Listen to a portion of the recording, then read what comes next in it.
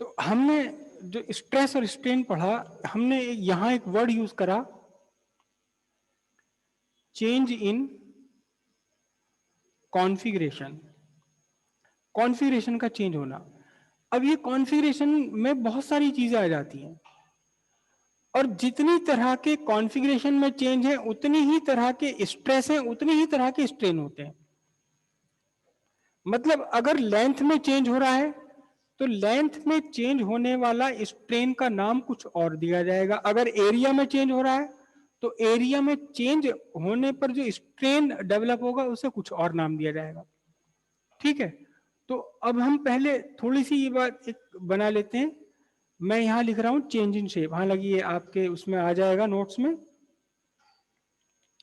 Change in shape, stress, strain, and last में क्या नाम भी अलग होगा, मॉडुलस ऑफ इलास्टिसिटी का नाम भी अलग होगा, मॉडुलस ऑफ इलास्टिसिटी। सबसे पहला सबसे सिंपल चेंज है change in length. Change in length, जैसे कि कल हम रबर का साथ कर रहे थे कि रबर पे हमने डिफॉर्मिंग फोर्स लगाई और उसकी लेंथ में चेंज हो गया, चेंज इन लेंथ। और चेंज इन लेंथ को हम दो सिंबल से रिप्रेजेंट करते हैं, अक्सर तो स्मॉल एल से रिप्रेजेंट करते हैं, कभी कभी इसे डेल्टा एल से भी रिप्रेजेंट कर देते हैं चेंज इन लेंथ को। ठीक है, चेंज लेंथ में चेंज होने पर जो स्ट्रेस डेवलप होगा उस स्ट्रेस को हम बोलते हैं टेंसाइल स्ट्रेस, टेंशन। है ना, जब रबर को आप खींचेंगे तो खींचेंगे ही कब रबर, कहाँ गई रबर वो, ये इस रबर को जब आप खींच रहे हैं तो एक्चुअली आप क्या कर रहे हैं, इसको टेंशन क्रिएट कर रहे हैं, इसके अंदर टेंशन लगातार इंक्रीज करते चले जा रहे हैं। तो जो इसमें स्ट्रेस डेवलप हुआ उसे हम बोलेंगे क्या, टेंसाइल स्ट्रेस। जो स्ट्रेन डेवलप हुआ क्योंकि लंबाई में चेंज हुआ है, लेंथ में चेंज हुआ है, तो हम इसका नाम देंगे लॉन्गिट्यूडनल स्ट्रेन, लॉन्गिट्यूडनल स्ट्रेन। ठीक है, टेंसाइल स्ट्रेस को लॉन्गिट्यूडनल स्ट्रेन से डिवाइड करने के बाद हमें मिला modulus of elasticity. Modulus of elasticity मिला, तो इस मॉडुलस ऑफ इलास्टिसिटी का भी एक नया नाम देंगे हम, इसे हम बोलते हैं यंग्स मॉडुलस। यंग्स उस उन्हें रेस्पेक्ट देने के लिए जिन्होंने सबसे पहले ये बात बताई थी, साइंटिस्ट का नाम है Young, Young's modulus of elasticity. Clear हो इतनी बात। अगर आपका चेंज इन शेप हो रहा है एरिया वाइज, एरिया, तो इस एरिया को चेंज इन शेप को हम लिखेंगे या तो स्मॉल ए से लिखते हैं या कभी कभी कैपिटल ए से भी रिप्रेजेंट कर देते हैं। ठीक है, और स्ट्रेस जो डेवलप हुआ, चेंज इन एरिया कैसे हो सकता है, देखो जैसे ये चीज मेरा कपड़ा है, मैं इसे लेकर के खींचना शुरू कर दूं तो एरिया इसका बढ़ गया या घट गया, जैसे गुब्बारे को आप कब के खींचने लगे तो उसका एरिया बढ़ जाएगा।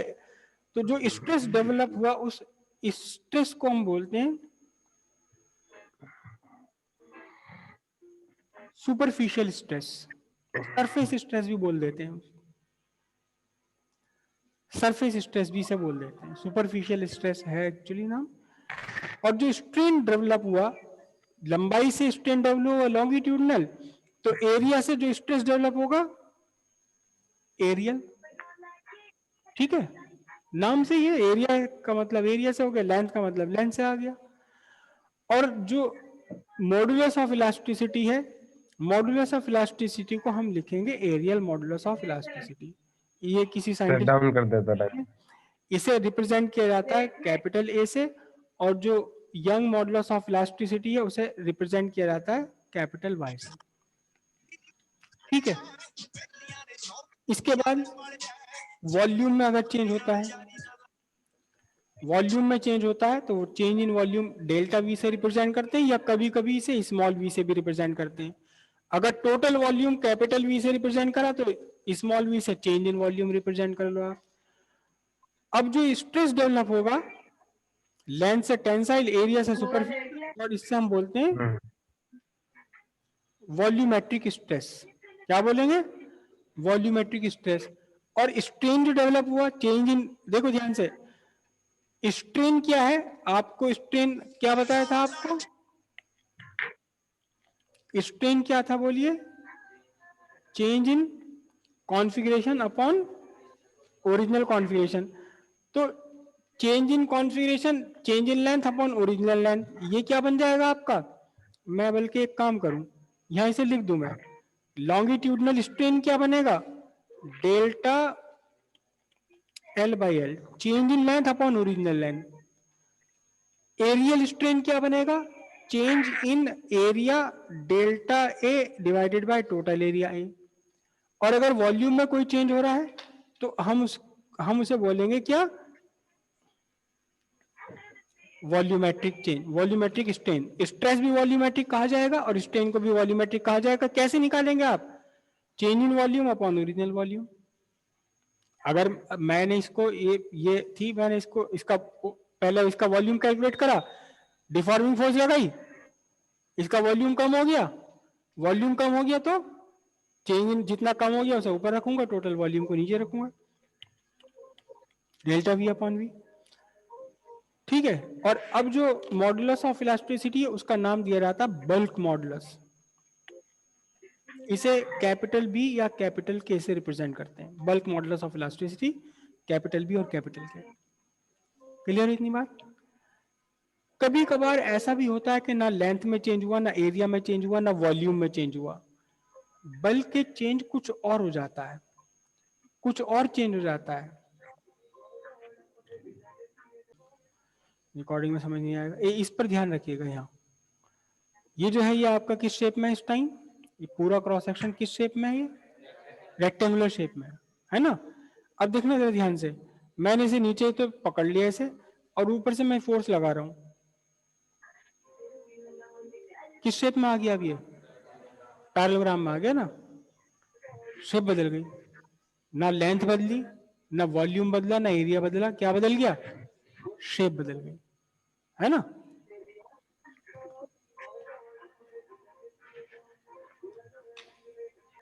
तो शेप बदलने पर हम क्या कहेंगे? अगर चेंज हो रहा है किसमें?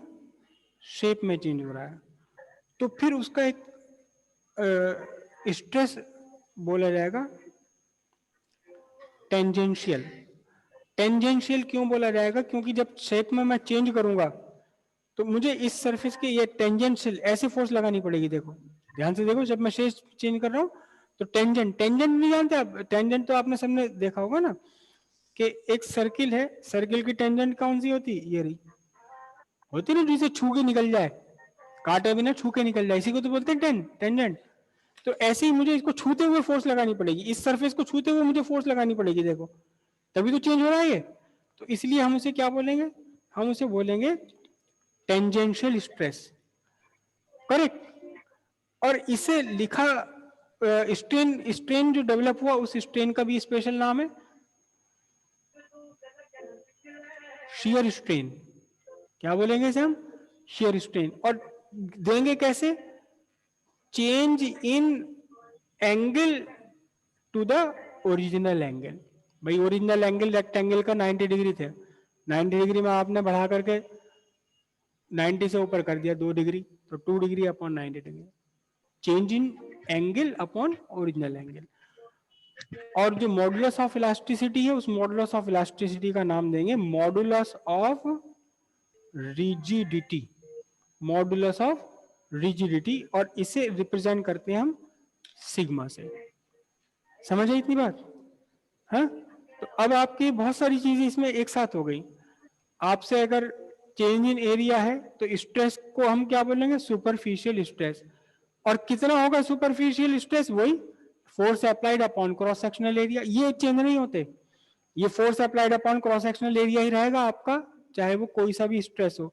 लेकिन स्ट्रेन कैसे निकालेंगे? Change in area upon original area. और फिर इस स्ट्रेस और स्ट्रेन, इन दोनों का जो रेशियो बनेगा उसे आप क्या बोलेंगे? इसे आप बोलेंगे areal modulus of elasticity. Clear है इतनी बात? सारी चीजें अलग अलग बताने की जरूरत तो नहीं है, सबके अलग अलग फॉर्मूले तो ना लिखवाऊं। हाँ, समझ गए ना सबके सब यही?